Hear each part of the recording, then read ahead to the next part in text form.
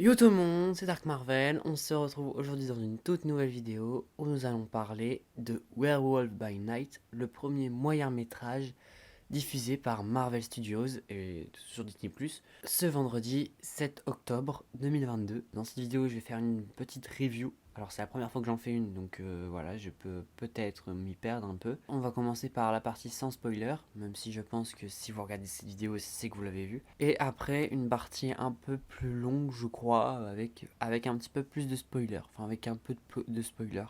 Enfin, pour vous dire ce que j'en ai pensé véritablement en utilisant des exemples de scènes. Alors, donc, pour commencer, le moyen métrage est réalisé par Michael Giacchino, à qui on doit notamment les bandes originales des derniers Spider-Man, des trois films Spider-Man avec Tom Holland, des deux derniers films Thor. Bref, il a fait plein de films. Il a notamment fait aussi la BO de Rogue One. Pour sa première réalisation, il a fait le moyen métrage Werewolf by Night, c'est l'histoire d'un personnage qui s'appelle Jack Russell. Ce moyen métrage nous parle donc de l'histoire d'un personnage qui aura pour but de survivre et de cacher qu'il est un loup-garou. Donc maintenant on va parler un peu plus de la partie avec spoiler. Donc si vous l'avez pas vu, bah vous pouvez partir. Mais je vous le recommande absolument, hein. Je vous le recommande. Bref, du coup, le premier moyen métrage de Marvel Studios, est-ce qu'il est suffisant? Alors absolument pas, vraiment, je trouve que, en fait, j'aurais voulu en voir plus, j'aurais voulu voir un peu plus du loup-garou, et vraiment, par contre, les scènes de combat, elles sont une pépite.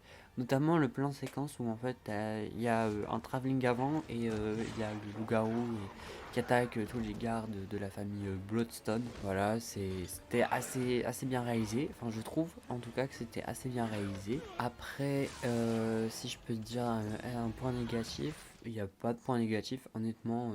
Enfin, si, peut-être un petit peu le fait que ça passe un peu vite et que c'est trop court en fait. Enfin, genre 55 minutes, voilà, je vous dis, j'aurais voulu en voir un peu plus du loup-garou, voulu le voir un peu, c'est comme pour Man Sting, hein. J'aurais voulu le voir plus longtemps et bon, je suis déjà content qu'il l'ait mis, mais honnêtement, moi qui ne connais pas vraiment les personnages, j'aurais aimé avoir un peu plus comment dire, de développement au niveau de ces personnages-là, parce que bah, c'est un one-shot en fait. J'aurais voulu avoir un peu plus de développement, voilà. Mais ça sera sûrement dans un prochain projet de Marvel Studios. Donc vraiment, honnêtement, mais pour le moment là, ça m'a suffi. Je veux dire, les personnages, ils sont pas vraiment attachants, mais on les comprend en fait. On comprend que bah, la famille Bloodstone, voilà, elle est un petit peu déchirée avec Elsa, la fille, qui a décidé de partir parce qu'elle voulait pas être comme son père. Enfin, elle s'entendait pas avec son père, du coup, ça a créé des tensions familiales et du coup, elle est partie.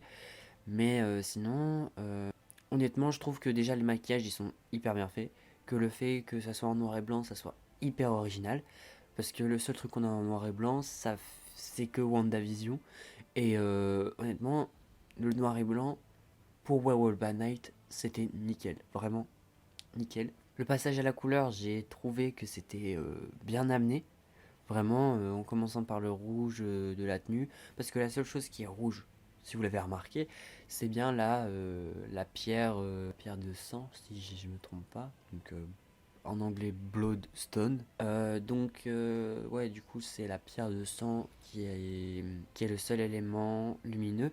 Et c'est ça qui est assez bien fait, je trouve. C'est que ils ont réussi enfin, l'équipe des effets spéciaux a réussi à mettre de la couleur, ils l'ont hyper bien géré, la couleur rouge dans ce moyen métrage. Parce que vraiment, c'était vraiment bien géré. Et puis après, ce que j'ai aimé aussi, c'est le fait que on connaisse le nom de Mansing. Enfin, il s'appelle pas vraiment Mansing, on l'appelle pas vraiment comme ça dans le moyen métrage, mais vous avez compris que Ted, voilà, maintenant quand on va dire Ted, on saura qu'on parle de Mansing et pas de l'ours Ted.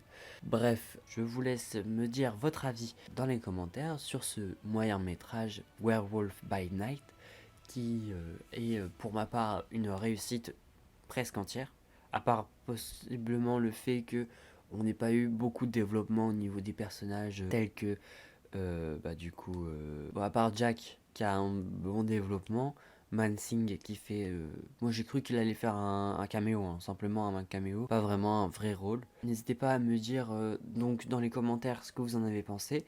Si vous aimeriez en voir d'autres, des spéciales Marvel, enfin des Marvel présentations spéciales comme ils l'appellent. Honnêtement, moi je suis chaud parce qu'avec les dernières séries qu'on a eues, honnêtement, She-Hulk, je suis un petit peu déçu sur certains points. Je vous en parlerai plus dans ma review la semaine prochaine. C'est la fin de cette vidéo, de cette review, forcément. N'hésitez pas à lâcher un pouce bleu, à vous abonner, ça me ferait extrêmement plaisir. Et moi, il ne me reste plus qu'à vous dire à la prochaine.